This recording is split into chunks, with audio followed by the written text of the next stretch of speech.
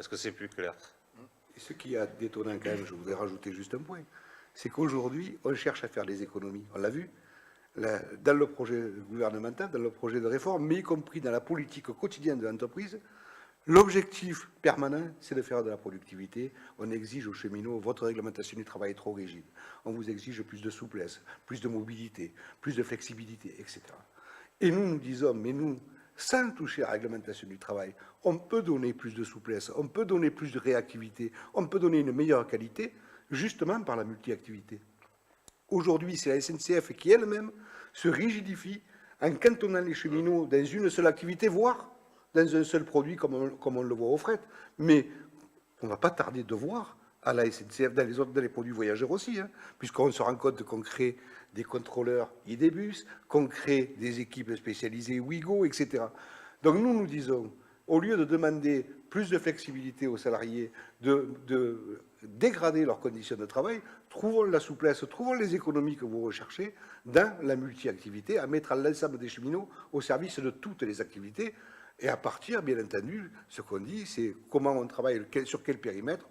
Bien, c'est sur les bassins d'emploi, c'est sur les territoires naturels, on dira, de la production ferroviaire.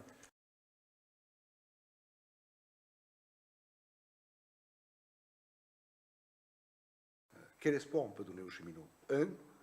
Un projet alternatif existe, et Alain vient de le démontrer. Ce projet rentre dans les critères, dans les lois existantes aujourd'hui, tant en France qu'en Europe. Ce qui signifie qu'on est crédible avec un projet alternatif. Deux, regardons d'où on vient, pour savoir d'où on veut aller. On se rappelle, c'est pas si vieux, Nathalie Kosciusko-Morizet, Mariani, les assises du ferroviaire, une prévision d'éclater complètement le système ferroviaire. Évoluer comment? On les a fait évoluer à la fois en portant des propositions alternatives et ensuite en créant le rapport de force avec les cheminots. Et quand on dit le rapport de force, il y a eu des actions de grève, il y a eu des manifestations. Rappelons-nous, 2011, 16 000 cheminots devant le Palais Iéna, devant le Conseil économique et social. Tous ces éléments-là ont obligé à faire un débat public, ont obligé à faire des propositions alternatives, ont obligé à faire évoluer, y compris le projet gouvernemental. La Fédération CGT des cheminots, nos syndiqués, nos militants, eh bien, vont déjà travailler à convaincre les cheminots, à les faire s'approprier le projet CGT, et puis au-delà, à les convaincre les usagers, à les convaincre les politiques.